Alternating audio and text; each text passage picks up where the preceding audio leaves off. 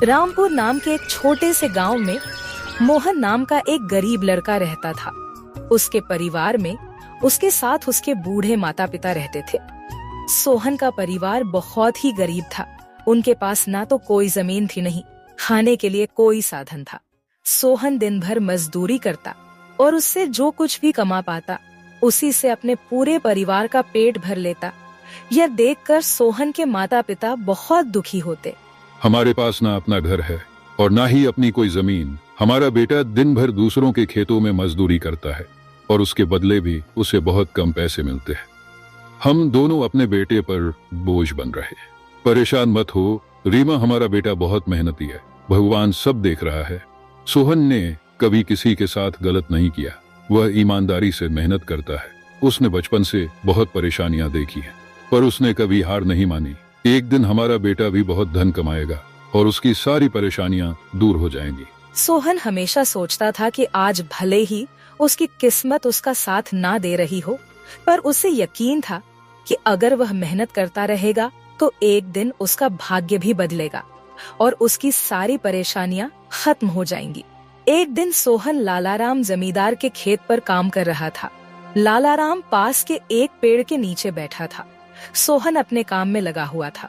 तभी उसने देखा कि लालाराम बहुत ही उदास है और गहरी चिंता में डूबा हुआ है।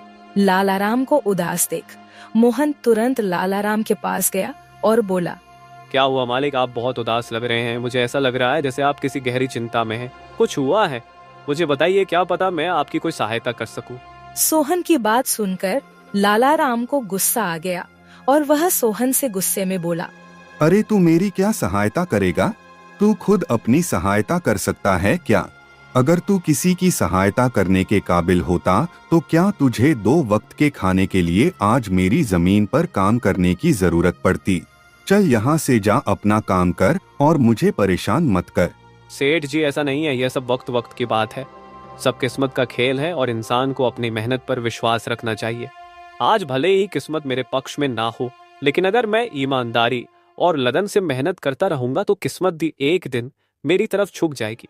मेहनत और धैर्य से तकदीर के दरवाजे खुलने में देर हो सकती है, लेकिन मेहनत कभी बेकार नहीं जाती। मोहन की बात सुनकर लालाराम बहुत प्रसन्न हुआ। अरे सोहन, तेरे विचार तो बहुत अच्छे हैं। तेरी बातें सुनकर मन को एक सुकून सा मिला है। इतनी परेशानियों में भी तू अपनी जिंदगी खुश होकर काट रहा है। सेठ जी, यह सब मेरे पिता की सीख है।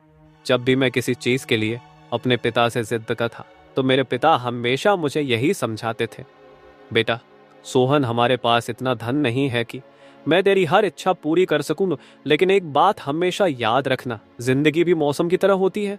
कभी यह धूप की तरह खुशियों से भरी होती है, कभी ठंड की तरह कठिनाइयां लाती है और कभी बारिश की तरह परेशानियां आती है। लेकिन जैसे हर मौसम बीत जाता है वैसे ही जिंदगी के मुश्किल हालात भी गुजर जाते हैं।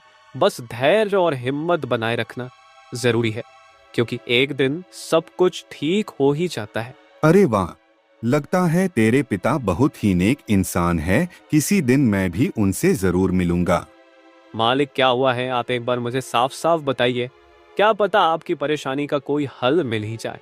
अरे सोहन, मैं एक बहुत बड़ी परेशानी में फंस गया हूँ। मुझे अपनी परेशानी का कोई भी हल नजर नहीं आ रहा है। सेठ जी, एक बार मुझे बताइए तो क्या पता आपकी परेशानी का कोई हल निकल ही जाए। सोहन, हमारे गांव में मेरे पिता की एक पुश्तैनी जमीन थी जो काफी पीढ़ियों से हमारे पास थी। उस पर मेरा और मेरे भाई का हक है, पर हमारे गांव के ही 2 बाप बेटों ने उस पर कब्जा कर लिया है। मैं पुलिस थाने में केस दर्ज कराने की सोच रहा था, लेकिन गांव के बहुत बड़े बड़े लोग उनके साथ हैं। मैं कितनी भी कोशिश कर लूं, लेकिन मैं उन लोगों का कुछ नहीं बिगड़ पाऊंगा। अब तो उन लोगों ने उस जमीन पर खेती भी शुरू कर दी। मेरे पिता की पुश्तैनी जमीन मेरे हाथों से छीनी जा रही है, इसलिए मैं बहुत परेशान हूँ। मुझे समझ नहीं आ रहा मैं अब क्या करूँ। आप सही कह रहे हैं सेठ जी, अगर आप कानून का सहारा लेकर भी अपनी जमीन को वापस लेने की कोशिश करेंगे तो भी आप उनका कुछ नहीं कर पाएंगे। हाँ सोहन, अब तू ही बता, मैं अब क्या करूँ? मैं तो सोच सोच कर परेशान हो गया हूँ। मेरी पुश्तैनी जमीन छीनी जा रही है और मैं कुछ भी नहीं कर पा रहा। सोहन ने कुछ देर सोचा और कहा, मालिक आप चिंता मत कीजिए, हर परेशानी का कोई ना कोई हल जरूर होता है। अगर आप चाहे तो एक तरीका है जिससे आप अपनी जमीन वापस पा सकते हैं। अगर ऐसा कोई तरीका है तो जल्दी बताओ सोहन, वह क्या तरीका है? सोहन ने लाला राम को अपनी सारी तरकीब पूरी तरह समझा दी। तरकीब सुनकर लाला राम मोहन से कहता है, अरे वाह सोहन, तू तो बहुत समझदार है, तूने तो बहुत अच्छी तरकीब बताई है। ऐसे तो मेरी जमीन मुझे जरूर मिल जाएगी, मैं तुझसे वादा करता हूँ। अगर तेरी यह योजना सफल हुई तो मैं अपनी जमीन का एक हिस्सा तेरे नाम कर दूंगा। अरे मालिक आप ऐसा क्यों कह रहे हैं? आप मेरे मालिक हैं, आपकी वजह से मुझे अपने घर के लिए 2 वक्त का खाना मिल जाता है। आपकी मदद करना तो मेरा फर्ज है, मुझे आपकी जमीन नहीं चाहिए, ठीक है? सोहन तुम बहुत नेक इंसान हो, कल से तुम इस काम पर लग जाओ। सोहन फिर से खेत में अपने काम पर लग जाता है। अगले दिन सोहन जगत और विनोद नाम के उन बाप बेटों के पास पहुंच जाता है जिन्होंने लाला राम की जमीन पर कब्जा कर रखा था। नमस्कार सेठ जी, मैं यहाँ से गुजर रहा था तो पास के लोगों ने बताया कि आपके यहाँ काम के लिए मजदूर की जरूरत है। क्या आपके यहाँ मुझे भी कोई काम मिल सकता है? अरे अरे, कौन हो तुम? तुमसे किसने कह दिया कि यहाँ मजदूर की जरूरत है? यहाँ किसी मजदूर की जरूरत नहीं है। सेठ जी मैं एक मजदूर हूँ, पास ही के गांव में रहता हूँ, काम की तलाश में इधर उधर भटक रहा हूँ। हर दिन कहीं ना कहीं काम मिल जाता है, बस उसी काम को करके अपना पेट पालता हूँ। कभी खेती कर लेता हूँ तो कभी कोई मजदूरी। यह तो ठीक है, पर हमारे यहाँ फिलहाल कोई काम नहीं है।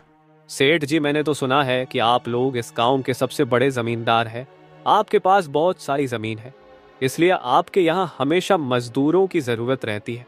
इसलिए मुझे लगा कि यहाँ मुझे कोई ना कोई काम जरूर मिल जाएगा। अरे भाई, मैंने कहा ना, यहाँ किसी भी मजदूर की जरूरत नहीं है। इसका मतलब लाला राम सेठ आपके बारे में सही कह रहे थे? लाला राम ने हमारे बारे में क्या कहा? अरे कुछ नहीं सेठ जी, चलिए तो मैं चलता हूँ। सेठ जी आपके यहाँ तो कोई काम नहीं है, मैं अपने लिए कहीं और कोई काम देख लेता हूँ। सोहन वहाँ से जाने लगता है। तभी जगत विनोद ने सोहन को रोककर यह पता लगाने के लिए बोलता है कि लाला राम ने सोहन को उन लोगों के बारे में क्या बताया है। अरे भाई इधर आओ, शायद तुम्हारे लिए हमारे पास एक काम है। सोहन तुरंत उनके पास चला गया और बोला, धन्यवाद सेठ जी, बताइए क्या काम है? आप जो भी काम बोलेंगे मैं हर काम करने के लिए तैयार हूँ, आखिर बूढ़े माँ बाप का पेट पालना है। अरे सब्र रखो, काम तो हम तुम्हें बता ही देंगे। पहले यह बताओ कि लाला राम हमारे बारे में क्या कह रहा था। सेठ जी मैं पहले लाला राम सेठ के यहाँ काम करता था, पर वह बहुत ही कंजूस और बदतमीज आदमी है। मैं उनकी यहाँ दिन रात मेहनत करता, पर इतनी मेहनत करने के बाद भी वो मेरी सही मजदूरी नहीं देता था। इस बात पर कल मेरी उससे बहस हो गई थी। फिर क्या हुआ? लाला राम ने हमारे बारे में क्या कहा? जब मेरी सेठ लाला राम से बहस हो रही थी तब उसने ने मुझे कहा कि पूरे गांव में उनसे ज्यादा मजदूरी कोई नहीं दे रहा। तो मैंने गुस्से में कह दिया कि गांव के सबसे बड़े जमींदार जगत सेठ और विनोद सेठ सबसे अच्छी मजदूरी देते हैं, इसलिए उनके यहाँ हमेशा काम करने वालों की भीड़ रहती है। हाँ भाई, बिल्कुल सही कहा था। आखिर हम गांव के सबसे बड़े जमींदार हैं। हमारा फर्ज है कि जो भी मजदूर हमारे यहाँ काम करता है उसे उसकी मेहनत के हिसाब से सही मजदूरी मिले। वाह सेठ जी, आपने बहुत अच्छी बात कही। लाला राम सेठ कभी भी आपकी बराबरी नहीं कर सकता, वह तो शायद आपके जितना भी नहीं सोच सकता। जगत और विनोद सोहन की चापलूसी भरी बातों में आ जाते हैं और उसे अपने यहाँ काम पर रख लेते हैं। चलो अब काम की बात करते हैं। तुम एक अच्छे इंसान लगते हो, हमें अपने खेत पर काम करने के लिए तुम्हारे जैसे ही एक मजदूर की जरूरत है। कल से ही काम पर आ जाना। कुछ दिन ऐसे ही बीत गए। एक दिन जगत अपने बेटे विनोद से बोला, विनोद बेटा, यह सोहन तो बहुत मेहनती है, यह अकेले ही 4 लोगों का काम कर देता है। अच्छा हुआ कि हमने इसे रोक लिया। हाँ पिताजी, आप सही कह रहे हो, सोहन बहुत मेहनती है, इसके जितना काम शायद ही कोई और करता होगा। ये पूरा दिन यहाँ काम पर अकेला लगा रहता है। सोहन की मेहनत ने जगत और विनोद का दिल जीत लिया। कुछ दिन और बीत गए। एक शाम जगत और विनोद अपने खेतों का दौरा कर रहे थे। जब वे अपने खेत पर पहुँचे तो देखा कि सोहन इतने देर तक भी काम कर रहा था। सोहन भाई, अब तो रात होने वाली है, तुम इतनी देर तक काम क्यों कर रहे हो? अब घर जाओ और आराम कर लो। सेठ जी, हमारी किस्मत में आराम कहाँ है? घर पर बूढ़े माँ बाप है, काम नहीं करूंगा तो उनके लिए 2 वक्त का खाना कहाँ से जुटा पाऊंगा? घर पर बैठकर आराम करने से अच्छा है कि मैं काम करूं। इस तरह मेरा मन भी लगा रहता है। तुम बहुत मेहनती हो सोहन, आज का काम यहीं छोड़ दो और घर जाकर आराम करो। नहीं सेठ जी, इसकी कोई जरूरत नहीं है। मैं काम करने में खुश हूँ। आप लोग जाइए, मैं ठीक हूँ। ठीक है सोहन, फिर हम जाते हैं। जब तुम्हारा मन करे काम खत्म करके अपने घर चले जाना, ठीक है। इसके बाद जगत और विनोद खेत को सोहन के भरोसे छोड़कर चले गए। अगली सुबह जब विनोद और जगत अपने खेत पर लौटे तो देखा कि वहाँ पुलिस खड़ी है। पुलिस को देखकर दोनों दौड़ते हुए आए और पूछा, क्या हुआ थानेदार साहब, आप यहाँ क्या कर रहे हैं? क्या यह जमीन तुम दोनों की है? हाँ थानेदार साहब, यह जमीन हमारी है, हमारे पास इसके कागजात भी हैं। फिर तो तुम दोनों को ले जाकर जेल में डालना ही पड़ेगा। यह क्या कह रहे हैं थानेदार साहब, हम कुछ समझे नहीं, आप क्या कहना चाह रहे हैं? अभी तुम दोनों बहुत अच्छे से समझ जाओगे, वह देखो तुम्हारी जमीन से क्या निकला है। थानेदार के कहते ही दोनों बाप बेटे जब पलट कर देखते हैं तो वहाँ उनकी जमीन में एक लाश दबी हुई थी जिसमें सिर्फ कंकाल बचा था। यह देखकर दोनों बाप बेटे डर जाते हैं। थानेदार साहब, यह किसकी लाश है और यह हमारे खेत में कहाँ से आ गई? अब बहाने मत बनाओ, पहले लोगों को मारो फिर उन्हें अपनी जमीन में गाड़ दो, और अब कह रहे हो कि यह क्या है? नहीं थानेदार साहब, हमें नहीं पता कि यह सब क्या है। यह लाश यहाँ कैसे आई, हमें कुछ नहीं पता। अब झूठ मत बोलो, अगर फांसी नहीं हुई तो कम से कम तुम दोनों को उम्र कैद की सजा तो जरूर मिलेगी। फांसी और उम्र कैद की बात सुनकर दोनों बाप बेटे डर गए और थानेदार के सामने गिड़गिड़ाने लगे। थानेदार साहब, हम इस लाश के बारे में कुछ नहीं जानते, हमें नहीं पता यह लाश किसकी है और इसे यहाँ कौन गाड़ कर चला गया। इस मामले से बचने के लिए दोनों ने कुछ तरकीब सोचनी शुरू की। तभी सोहन वहाँ आ जाता है। अरे सेठ जी, यह पुलिस यहाँ क्यों आई है? क्या हुआ है? सोहन देखो, पता नहीं कहाँ से हमारी जमीन में यह कंकाल आ गया है। मालिक, यह कंकाल यहाँ कहाँ से आ गया? ये तो बहुत गंभीर बात है। हाँ सोहन, पता नहीं यह कंकाल यहाँ कहाँ से आया है और थानेदार साहब को लगता है कि इसे हमने यहाँ मारकर गाड़ा है। अब तू ही कोई उपाय सोच जिससे हम इस परेशानी से बच सके। तीनों को आपस में खुसर फसर करते देख थानेदार ने कहा, अब कोई तरकीब मत बनाओ, तुम दोनों बाप बेटों में से कोई एक तो जरूर जेल जाएगा। अब तुम ही तय करो जेल कौन जाएगा। थानेदार साहब, थोड़ा सा समय दीजिए, हम तय कर ले कि जेल कौन जाएगा। मैं बस 5 मिनट देता हूँ, जल्दी से फैसला करो कौन जाएगा जेल। सोहन, जगत और विनोद थोड़ी दूरी पर जाकर बात करने लगे। देखो मालिक, दोनों के फंसने से अच्छा है कि कोई एक फंसे। अब सोचिए कौन जाएगा। हम दोनों में से कोई भी जेल नहीं जाना चाहता। सोहन भाई, कोई उपाय सोचो जिससे हम दोनों इस मुसीबत से बच सके। मालिक, एक बात कहूँ, इस कंकाल को देखकर ऐसा लगता है कि इसे काफी महीने पहले जमीन में दबाया गया होगा। जगत फांसी की बात सुनकर पहले ही डर गया था और सोहन की बात सुनते ही उसने फटाफट पूरी कहानी सोहन को बता दी। देखो सोहन भाई, सच कहूँ तो यह जमीन हमने कुछ महीने पहले ही लालाराम से हड़प ली थी। विनोद की बात सुनकर मोहन ऐसा दिखाने लगा जैसे उसे कुछ पता ही ना हो। क्या क्या कहा मालिक आपने? ये जमीन हड़पी थी, मुझे कुछ समझ नहीं आ रहा, जरा साफ साफ बताइए। जगत ने जमीन हड़पने की पूरी कहानी सोहन को बताई। पूरी कहानी सुनने के बाद सोहन ने कहा, मालिक, मेरे पास एक तरकीब है जिससे सांप भी मर जाएगा और लायत ही भी नहीं टूटेगी। जल्दी बताओ सोहन भाई, क्या तरकीब है? तरकीब बताने से पहले मुझे यह बताइए कि आप लोगों के लिए क्या ज्यादा जरूरी है, यह जमीन या आप दोनों की जान? सोहन, इसमें पूछने वाली कौन सी बात है? हमारे लिए जमीन से ज्यादा हमारी जान प्यारी है। तो एक काम कीजिए मालिक, आप सबसे पहले जाकर थाने आर को बताइए कि यह जमीन सेठ लालाराम की है। आप उनसे बोलिए कि हमने तो कुछ महीने पहले ही यह जमीन बस काम करने के लिए उनसे ली थी, बाकी का काम मैं संभाल लूंगा। अरे सोहन, लेकिन इससे तो हमारी जमीन हमसे छिन जाएगी, फिर क्या होगा?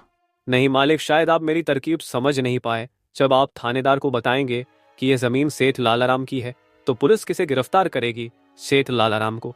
और जब लालाराम जेल चला जाएगा तब आप लोग फिर से जमीन पर कब्जा कर सकते हैं। इससे आप लोग भी जेल जाने से बच जाओगे और जमीन भी आपके ही के पास रहेगी। सोहन की तरकीब सुनकर दोनों बाप बेटे दंग रह गए। वाह सोहन भाई, तुम तो बहुत होशियार हो। आज तक तुमने हमें अपने काम से खुश किया था, अब तुम्हारी बुद्धि हमारी जान भी बचाएगी। इसके बाद तीनों थानेदार के पास गए और मोहन ने जो कुछ कहा था वही बात दोनों बाप बेटे थानेदार से कहने लगे। थानेदार साहब, यह जमीन हमारी नहीं है। हमने कुछ महीने पहले ही काम करने के लिए यह खेत लालाराम सेठ से लिया था। वह जब खुद फंस गए हो तो अब किसी और को फंसाकर अपनी जान बचाना चाहते हो ना? साहब, अगर आपको हमारी बात पर यकीन नहीं हो रहा तो आप सोहन से पूछ लीजिए। वह हमारे साथ बस कुछ दिनों से ही काम कर रहा है। इससे पहले वह सेठ लालाराम के यहाँ काम करता था। बोलो सोहन, यह जमीन किसकी है? थानेदार साहब, ये जमीन सेठ लालाराम की है। जगत सेठ और विनोद सेठ ने तो बस कुछ समय से इस जमीन पर खेती कराना शुरू किया है। सोहन की बात सुनकर थानेदार ने सोहन से कहा, सेठ लालाराम को बुलाने के लिए कहो। सोहन, तुम एक काम करो, जाओ और सेठ लालाराम को बुलाकर लेकर आओ। सोहन तुरंत जाकर सेठ लालाराम को बुला लेता है, परंतु लालाराम अपने साथ गांव के सरपंच को भी अपने साथ ले आता है। यहाँ क्या हो रहा है? यहाँ इतने लोग क्यों जमा है? देखिए सरपंच जी, इन दोनों की जमीन से एक कंकाल निकला है और अब यह लोग कह रहे हैं कि यह जमीन इनकी नहीं है बल्कि सेठ लालाराम की है।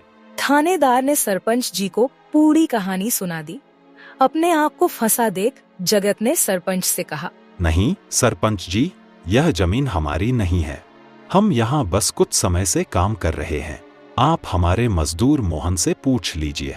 हाँ थानेदार साहब, यह जमीन सेठ लालाराम की है। मैं कैसे मान लूं कि यह जमीन लालाराम की है? हमारे यहाँ का थानेदार तो कह रहा था कि इस जमीन पर कोई केस चल रहा है और इस जमीन पर तुम्हारा कब्जा था, और अब तुम कह रहे हो कि यह जमीन लालाराम की है। नहीं साहब, हमने लालाराम के साथ धोखा किया था। हम बस इस जमीन को हड़पना चाह रहे थे, लेकिन अब हमें यह जमीन नहीं चाहिए। अगर आप चाहें तो हम केस भी वापस ले लेंगे। थानेदार साहब, आप जाइए, बाकी का काम अब हम संभाल लेंगे। सरपंच के कहने पर थानेदार वहां से चला जाता है। सरपंच ने लालाराम से कहा, अब बताओ, यह कंकाल यहाँ कैसे आया? तुमने किसे मारकर यहाँ गाड़ा है? अरे साहब, यह तो नकली कंकाल है। इन दोनों ने मिलकर मेरी जमीन हड़प ली। मैंने और मोहन ने मिलकर यह तरकीब सोची थी ताकि इन दोनों से सच निकलवा सकें। लालाराम की बात सुनते ही दोनों बाप बेटों के पैर तले जमीन खिसक गई। यह हम दोनों की साजिश थी, इन लोगों के मुंह से सच निकलवाने के लिए। सोहन को इस योजना में शामिल देखकर दोनों बाप बेटों को समझ आ गया कि यह सब सेठ लालाराम और मोहन की मिली भगत थी। दोनों बाप बेटों के पास अपनी गलती मानने के सिवा कोई चारा नहीं था। हमें माफ कर दीजिए सरपंच जी, हम लालच में आ गए थे। हमें माफ कर दीजिए। हम आज के बाद यह गलती कभी नहीं करेंगे और यह जमीन भी सेठ लालाराम को वापस दे देंगे। जगत और विनोद दोनों सरपंच और सेठ लालाराम से माफी मांगने लगे। दोनों को इतना गिड़गिड़ा देख लालाराम ने उन्हें माफ कर दिया। सरपंच ने भी उन्हें जेल नहीं भेजा और सेठ लालाराम ने अपना केस वापस ले लिया। लालाराम के केस वापस लेने के बाद सरपंच जी भी वहां से चले जाते हैं। धन्यवाद सेठ लालाराम जी, आपने हमें माफ कर दिया। आज के बाद हम ऐसी गलती कभी नहीं करेंगे। ठीक है जगत, कोई बात नहीं, मैंने तुम्हें माफ किया। बस याद रखना कि एक जमीन के टुकड़े के लिए तुम अपनों के साथ कभी गलत नहीं करना। बुरे समय में तुम्हारे अपने ही तुम्हारे साथ खड़े होंगे। जमीन का क्या है, कभी मेरी तो कभी तुम्हारी। आखिर में सेठ लालाराम ने सोहन को जमीन का एक हिस्सा दे दिया और उसे जमीन का मालिक बना दिया। सोहन, जैसा कि मैंने वादा किया था, जिस जमीन पर तुम काम कर रहे थे, आज से वह जमीन तुम्हारी है और अब तुम उसके मालिक हो। नहीं मालिक, इसकी कोई जरूरत नहीं है। याद करो सोहन, तुमने मुझसे क्या कहा था? बस मेहनत करते रहो, एक दिन तकदीर का दरवाजा जरूर खुलेगा। तो समझो तुम्हारी तकदीर का दरवाजा खुल चुका है और अब तुम भी जमीन के मालिक हो। अब से तुम्हें किसी और के यहाँ काम करने की जरूरत नहीं पड़ेगी। इस तरह मोहन ने अपनी मेहनत और बुद्धि से सेठ लालाराम को उसकी जमीन वापस दिलाई और दोनों ठगी करने वाले बाप बेटों को भी सबक सिखाया। इस तरह मोहन ने अपनी मेहनत और चतुराई की मदद से अपनी फूटी किस्मत बदल दी और अब वह भी एक बड़ी जमीन का मालिक बन गया था।